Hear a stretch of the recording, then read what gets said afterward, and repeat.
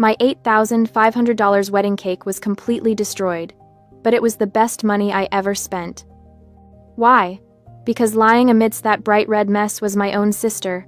About to fall into a deep sleep, she had intentionally drugged me right at my wedding to turn me into a drunken mess in front of my wealthy in-laws. I let her have her way, but at a much higher price. A gentle glass swap, a fake smile, and the result was the most satisfying sight of my life. My precious sister collapsing amidst the crumbs of red velvet. But to understand why my own sister wanted to ruin my big day, I have to take you back through the preparation process. I was Pamela, 29 years old, working as a marketing director at a prestigious firm in Charleston, and I had always prided myself on being self-possessed and logical. My younger sister Sutton, 27, was what she called an influencer, which was a fancy word for unemployed and living a virtual life on social media.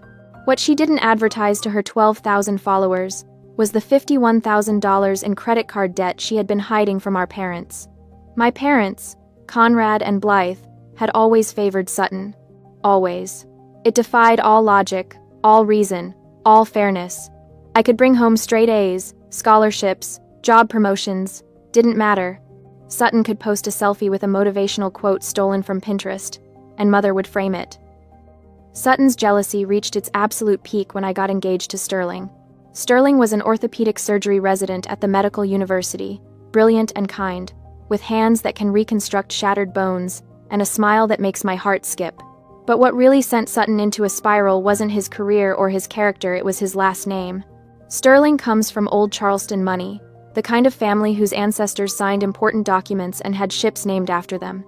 The kind of family that still gets invited to garden parties at historic estates. The kind of family Sutton desperately wanted access to. During the wedding preparations, she turned into an absolute nightmare. It started 3 months before the wedding. I was sitting in my apartment, reviewing vendor contracts, when Sutton showed up unannounced. She walked in wearing yoga pants that cost more than most people's monthly grocery budget, and carrying a designer handbag I knew she couldn't afford. "I've been thinking," she announced, not bothering with hello. "I should be your maid of honor." I looked up from my spreadsheet. "Sutton, I already asked Adeline. Your lawyer friend?" She wrinkled her nose like she'd smelled something rotten. "Pamela, this is a wedding with old money elements. Do you really want someone who wears pantsuits to everything standing next to you in photos that will be in the society pages?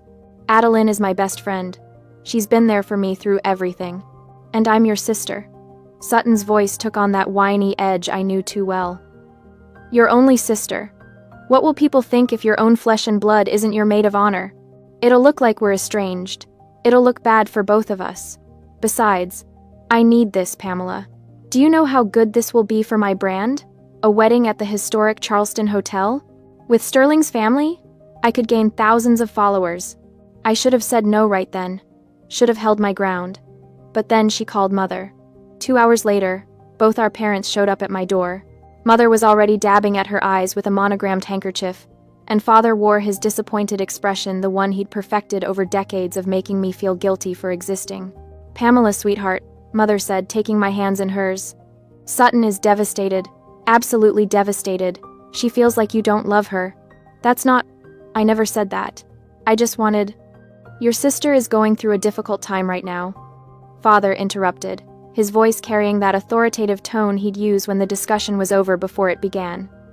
"The least you can do is include her in your special day. Make her feel valued.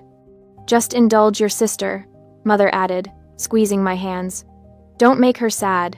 It's one day, Pamela. Surely you can be generous for one day?" The manipulation was textbook. They'd been doing this my entire life, making Sutton's feelings my responsibility, her happiness my burden. "Fine," I said. The word tasted like ashes. "You can be the maid of honor."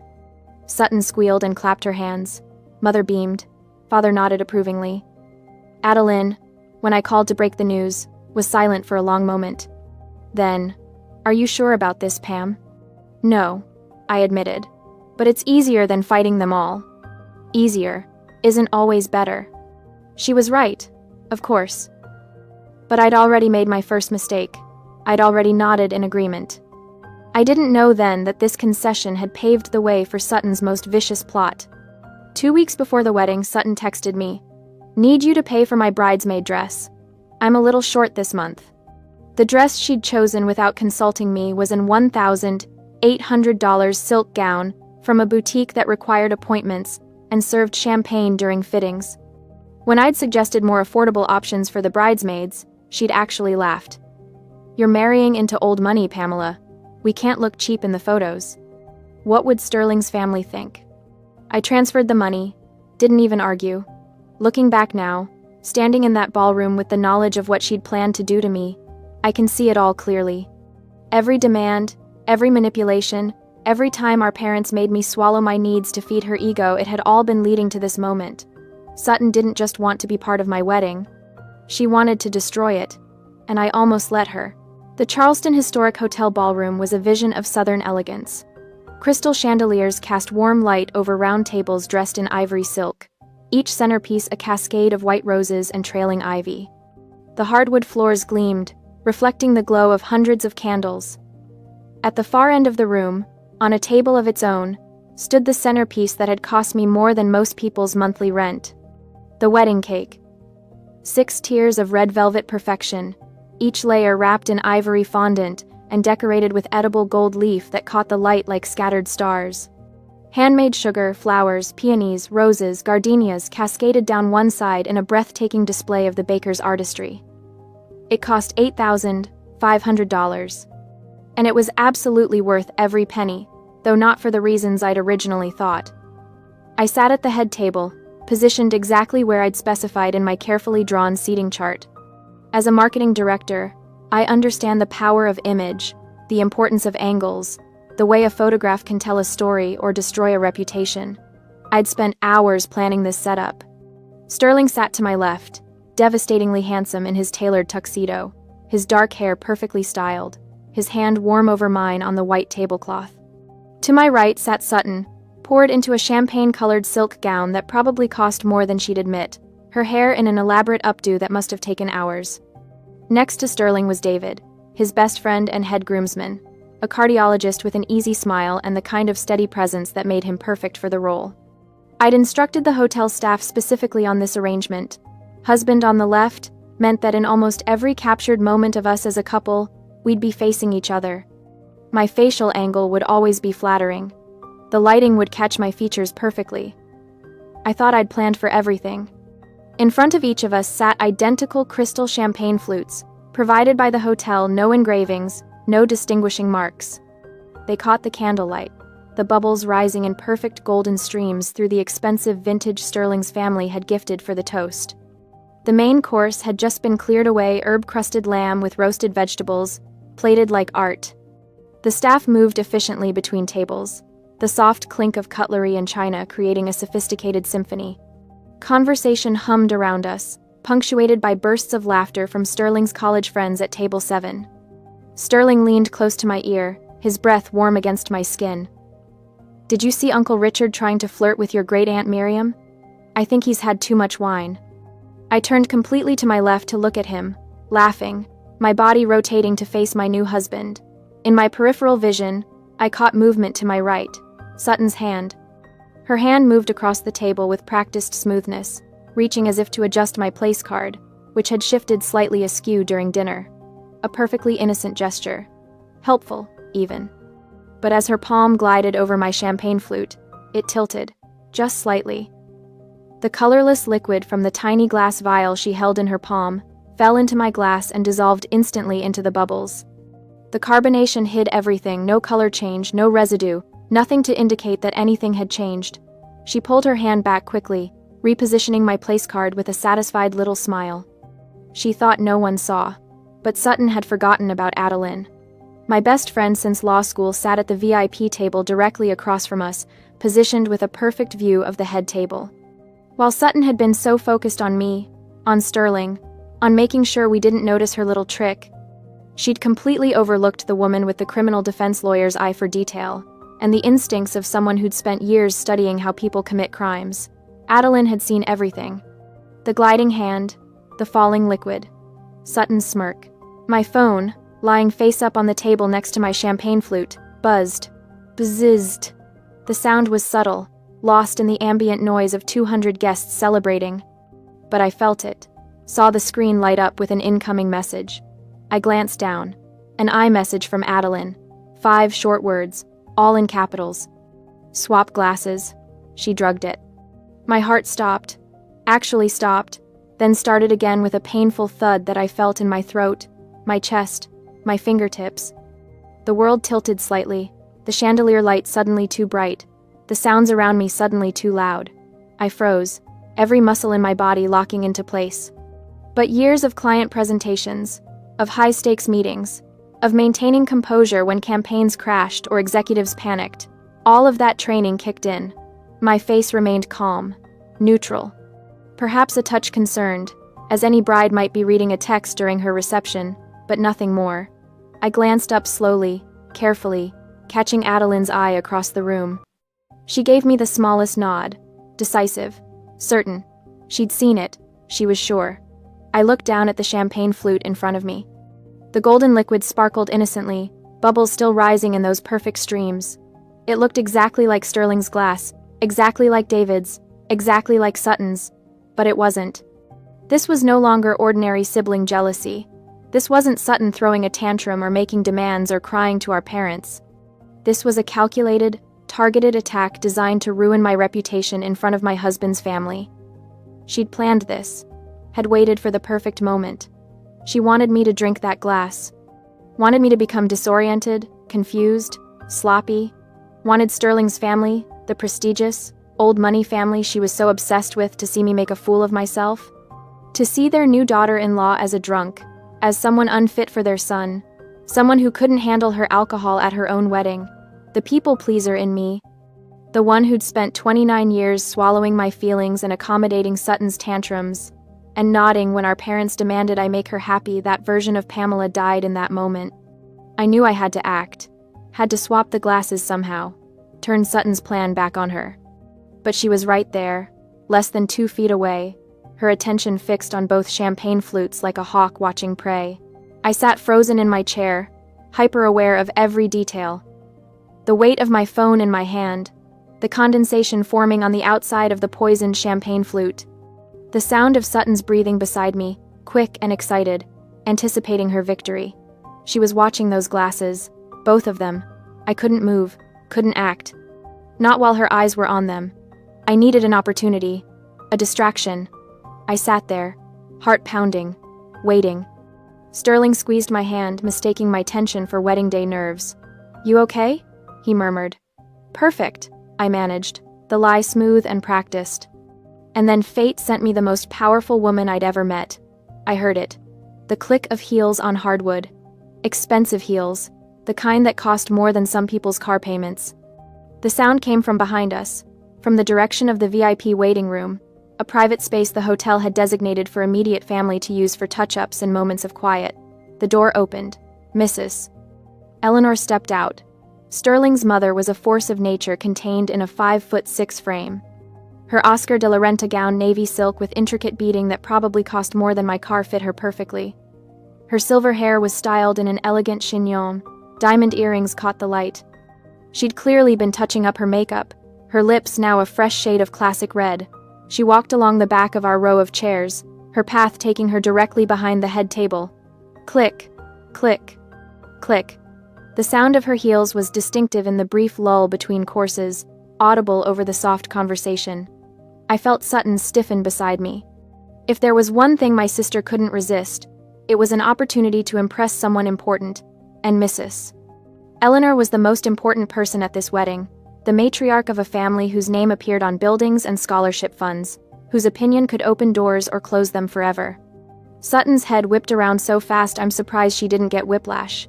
She practically leaped from her chair, stepping directly into Mrs. Eleanor's path with the enthusiasm of a golden retriever seeing its owner after a long day. "Oh, Mrs. Eleanor." Sutton's voice went up an octave, dripping with manufactured sweetness. "Were you resting in the VIP room too? I hope the reception isn't too overwhelming for you.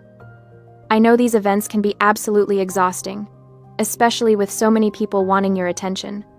She'd turned her back completely to the table, to me, to the glasses. In my head, Adeline's text blazed like neon. Swap glasses. This was it, my only chance. My hands moved to the bases of both champagne flutes. My fingers were steady years of handling delicate presentation materials, had given me precision I'd never appreciated until this moment. I didn't lift the glasses. That would be too obvious, too noticeable, even with Sutton's back turned. Someone might see. A guest, a server, even Sterling if he happened to glance down. Instead, I slid them. Meanwhile, my sister's voice echoed behind me.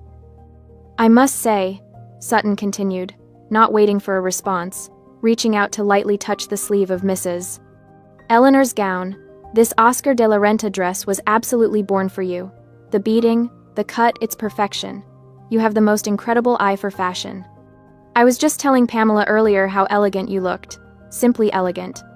The silk tablecloth was perfect for this expensive, smooth, with just enough friction to control the movement but not enough to resist it."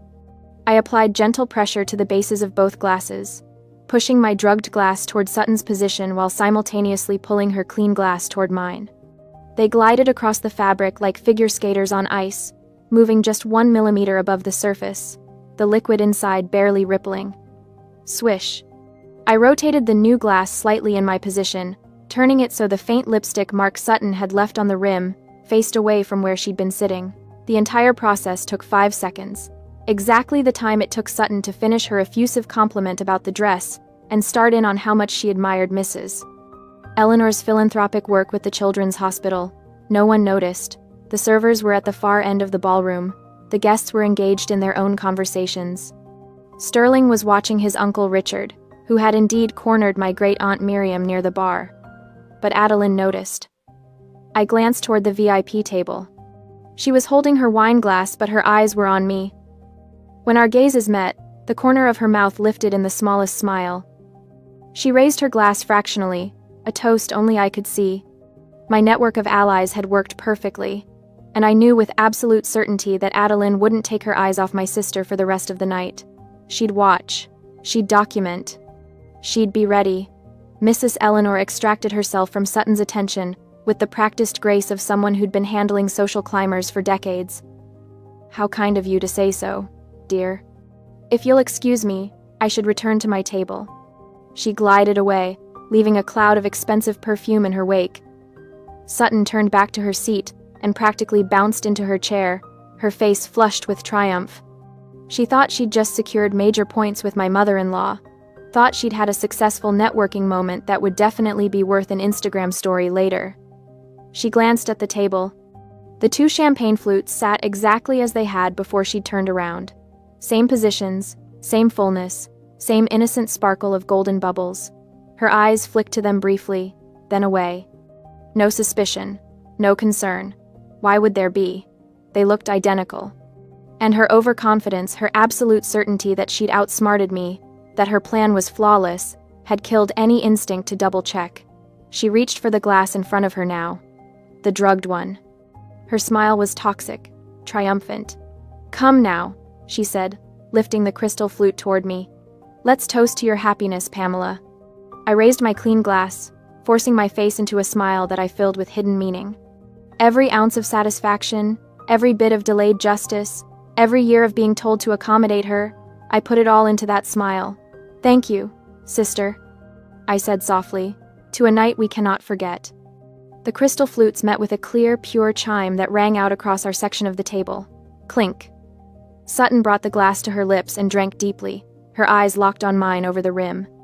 She thought she was watching her plan unfold, thought she was seeing the beginning of my downfall. I sipped my clean champagne and watched her drink her own sentence. The colorless liquid melatonin, whatever dose she'd prepared for me, slid down her throat with the expensive vintage champagne. She set her glass down with a satisfied sigh, still smiling. I smiled back and waited. After the toast, I made my move. I had to sell this. Had to make Sutton believe her plan was working exactly as she'd designed it. So I went quiet. I turned slightly away from the table conversation, let my smile fade into something more neutral, more subdued. When Sterling asked me a question about the dessert service timing, I answered in soft, vague terms. When David tried to include me in a joke about the worst wedding speeches they'd witnessed in medical school, I managed only a weak laugh. Sutton noticed immediately. I could feel her eyes on me, could sense the way she leaned slightly closer, studying my face for signs of the drugs taking effect. I gave her what she wanted, a bride growing quieter, a little disconnected, slightly unfocused. The corner of her mouth twitched upward. She thought it was working. Thought I was beginning to feel the effects of the melatonin, that in a few more minutes I'd be stumbling, slurring, making a spectacle of myself in front of 200 guests and Sterling's entire family. She sat back in her chair, practically vibrating with excitement, her confidence growing with every passing minute. But what Sutton didn't realize, what her self-absorption wouldn't let her see, was that the drugs were in her system now, being absorbed into her bloodstream, beginning their journey toward her brain. The MC's voice crackled through the sound system, smooth and professional. "Ladies and gentlemen, we now invite the best man to say a few words." The ballroom quieted, conversations trailing off as guests turned their attention to the small stage area near the cake table. David stood, buttoning his jacket with an easy grin. I checked the time.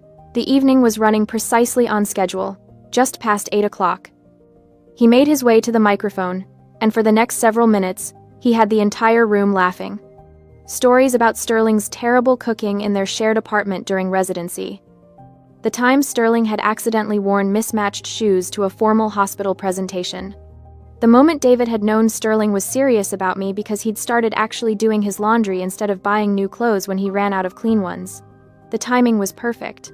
David's speech created a buffer, a period where all attention was focused elsewhere, where the subtle changes beginning to happen in Sutton's body would go unnoticed in the darkened ballroom. I watched her from the corner of my eye. She was still smiling, still playing her part as the supportive maid of honor, but I saw it the way she shifted slightly in her seat.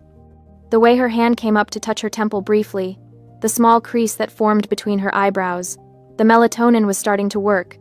Liquid melatonin acts faster than pills, absorbing quickly into the bloodstream. Sutton would be feeling it now, a subtle heaviness in her limbs, a gentle fuzziness creeping into her thoughts. But she'd mistake it for nervousness about her upcoming speech, or perhaps the champagne hitting a little harder than expected. She'd never suspect the truth. David finished his speech to enthusiastic applause and returned to his seat, clapping Sterling on the shoulder as he passed. Sterling stood to hug his best friend, and the two of them shared a moment that made the photographer's camera flash repeatedly. The MC returned to the microphone. "Thank you, David. And now, we'd love to hear from the maid of honor." The moment arrived. Sutton stood. I watched her carefully, remembering every detail. The way she had to steady herself briefly with a hand on the table. The slight pause before she stepped away from her chair, as if gathering her coordination. The forced brightness in her expression that didn't quite reach her eyes. She thought it was nerves. Thought it was the natural anxiety of public speaking, but I knew better. The drugs were taking hold, creating that characteristic light-headed sensation, making her limbs feel heavy and disconnected. In another 10 minutes, she'd be fighting to keep her eyes open. But right now, in this moment, she still had enough clarity, enough diluted confidence to believe she was in control.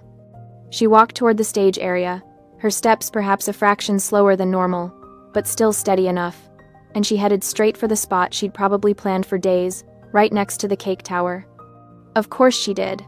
The $8,500 red velvet masterpiece, with its edible gold leaf and handmade sugar flowers, would be the perfect backdrop for the photos she'd post later. The expensive cake would signal wealth, status, connection to old money. It would be visible proof that she'd made it, that she was part of this world. She positioned herself as close to the cake table as possible, probably closer than the catering staff would have liked. Her left hand held a newly refilled wine glass, and her right hand accepted the wireless microphone from the MC. The microphone. That beautiful, treacherous wireless microphone that would broadcast every word to the entire ballroom through the sophisticated sound system Sterling's family had paid extra for. Sutton didn't think about that. Didn't consider what might happen if she lost control of her words, if the drugs in her system made her truth-telling and uninhibited. She just smiled at the crowd and began to speak. "Good evening, everyone," she started, her voice amplified perfectly through the speakers. "For those who don't know me, I'm Sutton, Pamela's sister and her maid of honor." Her words were still clear, still controlled, but I could see the effort it took. The way she stood just a little too still, like someone trying not to sway. I've known Pamela my entire life, obviously, and I have to say, She paused for effect, playing to the crowd. It's been quite a journey watching her find someone worthy of her. Polite laughter from the guests. Pamela has always been the responsible one, the organized one, the one with the perfect plans and the perfect career. There was an edge to her voice now, something sharp hiding beneath the saccharine sweetness. And now she has the perfect husband from the perfect family. I sat below the stage, my hand finding Sterling's and squeezing tight. He squeezed back. He had no idea what was coming. None of them did. Sutton raised her wine glass slightly, the liquid catching the light. "So here's to Pamela," she said, her smile wide and fake and poisonous. "To my perfect sister and her perfect life." The crowd murmured appreciation, glasses raising in response. But I sat there, watching, waiting for the moment when the melatonin would hit full force, waiting for karma to strike, waiting for my sister to fall. The applause for my speech was still echoing through the ballroom when Sutton raised her wine glass high, that practiced smile stretched across her face. She delivered her performance flawlessly, the loving sister, the gracious bridesmaid, the picture of family unity. But I knew better. I'd always known better. "To my sister and her new husband," she announced, her voice carrying that theatrical lilt she'd perfected for her Instagram videos. "May your marriage be everything mine will be someday." The crowd murmured their approval. Sterling's hand found mine under the table, his fingers warm and steady. I watched Sutton bring the crystal flute to her lips, my original glass, the one she'd so carefully doctored, and take a long, triumphant sip. The transformation wasn't immediate. She lowered the glass, still smiling, still playing her part. But then I saw it, the slight wobble in her stance, the way her free hand reached for the podium, as if the floor had suddenly shifted beneath her feet. "Thank you all for..." Her words slurred at the edges. She blinked rapidly, her eyelids growing heavy. The crystal flute trembled in her grip. Adeline leaned close to me, her voice barely a whisper. "How much did she use? How much did she use?" "I don't know," I murmured back, "but judging by how fast it's hitting her, a lot more than the recommended dose." She swayed visibly now, her knuckles white as she gripped the microphone stand. The entire ballroom had gone quiet, 300 guests watching as my sister's carefully constructed facade crumbled in real time. "Why?" Her voice cracked through the speakers, confused and frightened. "Why is the ceiling spinning?" The wine glass slipped from her fingers first. It tumbled through the air in what felt like slow motion, crystal catching the light before it shattered against the stage floor. The sound was sharp, final like a gunshot in the sudden silence. Then Sutton's legs gave out completely. She pitched forward, her right hand still clutching the microphone in a death grip, as if that slim piece of metal could somehow anchor her to consciousness. Her body moved with the terrible weight of dead gravity, no attempt to catch herself, no protective instinct left in her drugged system. The impact was catastrophic. Boom. 6 tiers of red velvet wedding cake, $8,500 worth of artisanal perfection, each layer carefully crafted with gold leaf details and delicate sugar flowers, exploded on contact. Sutton's face hit first, then her entire torso, her $1,800 bridesmaid dress plunging into the destruction like a diver entering water. Except instead of water, there was buttercream frosting, cake crumbs, and the deep crimson interior of red velvet layers. The visual was horrifying. White cream mixing with red cake created something that looked disturbingly like a crime scene. My sister lay motionless in the wreckage, her platinum blonde hair matted with frosting, her ivory dress now stained beyond recognition. It looked like she'd been destroyed, violently, in front of 300 witnesses. My mother's scream pierced the air. "Sutton!" But Sterling was already moving. His doctor's training kicked in before anyone else could even process what had happened. He was on the stage in seconds, his tuxedo forgotten as he dropped to his knees beside the cake wreckage. "Someone cut the music," he commanded, his voice calm but absolute. The jazz quartet fell silent immediately. Sterling worked fast, his hands moving with professional precision. He grabbed Sutton's shoulder and firmly rolled her onto her side to clear her airway, wiping the thick layer of buttercream from her nose and mouth. I watched my husband check her pulse at her neck, then lift her eyelids to examine her pupils, his expression growing darker with each assessment. The entire ballroom held its breath. David stood frozen at the head table. Eleanor had her hand pressed to her heart. My father was pushing through the crowd, his face pale. The movement of being rolled over seemed to jolt Sutton. Her hand was still wrapped around the microphone, the wireless device dragging across her chin as Sterling positioned her. In her delirium, her eyes flickered open, unfocused, unseeing. She looked directly at Sterling, but I could tell she wasn't really seeing him. No. The word came out broken, barely audible, but the microphone, now resting right near her lips, picked it up perfectly. Her voice echoed through the ballroom speakers, distorted and weak. Wrong glass. The drugged glass? The confession hung in the air like smoke. Time seemed to freeze. Every single person in that ballroom had heard it. The words were slurred, confused, but unmistakable. Wrong glass. Drugged glass. The implication was inescapable. Sterling's hands stilled. He raised his head slowly, his gaze moving from Sutton's unconscious form to where my parents now stood at the edge of the stage. His expression was cold, colder than I'd ever seen it. "She isn't having a stroke," he said, each word precise and clinical. "This is a synergistic toxicity. Alcohol potentiating a central nervous system depressant. These are classic symptoms of a sedative overdose." My mother made a choking sound. "What? No, that's not, she wouldn't." Sterling pulled out his phone and called 911, briefly explaining the situation to the dispatcher using medical terminology before hanging up. My father finally found his voice. "This is ridiculous. Sutton would never, there must be some mistake." Sterling ended the call and stood, towering over both my parents. The look he gave them could have frozen fire. "You two will go to the hospital with her. I won't call the police tonight." He paused, and I saw something dangerous flash in his eyes. "But if anything else happens, if there's even one more incident, I can't promise that same courtesy." The threat was clear. My father, who'd spent my entire life bulldozing over everyone with his opinions and demands, actually stepped back. He opened his mouth, then closed it again, completely silenced by Sterling's absolute authority. The ambulance arrived within minutes, the advantage of being in downtown Charleston. The paramedics loaded Sutton onto a gurney, her face still smeared with frosting and cake crumbs, her dress ruined beyond repair. My mother climbed into the ambulance without a word, her face twisted in that familiar expression of martyred suffering. My father lingered at the ballroom entrance, looking back at me with something I couldn't quite read. Accusation? Guilt? Fear? I met his gaze steadily, refusing to look away, refusing to give him the comfort of my submission. Then he was gone, and the ambulance pulled away into the Charleston night. The ballroom was chaos, guests murmuring in shocked clusters, hotel staff frozen in uncertainty, the destroyed cake, a crimson monument to the evening's disaster. I stood at the head table, Sterling's hand in mine, and felt something unexpected wash over me. Relief. Pure, uncomplicated relief. Adeline appeared at my side, her phone held up like a trophy. "I recorded the whole thing," she announced, her criminal lawyer instincts sharp as ever. "Both the fall and the confession. Audio is crystal clear." She tapped the screen, and Sutton's drugged voice played back. "Wrong glass. The drugged glass?" Several nearby guests heard it.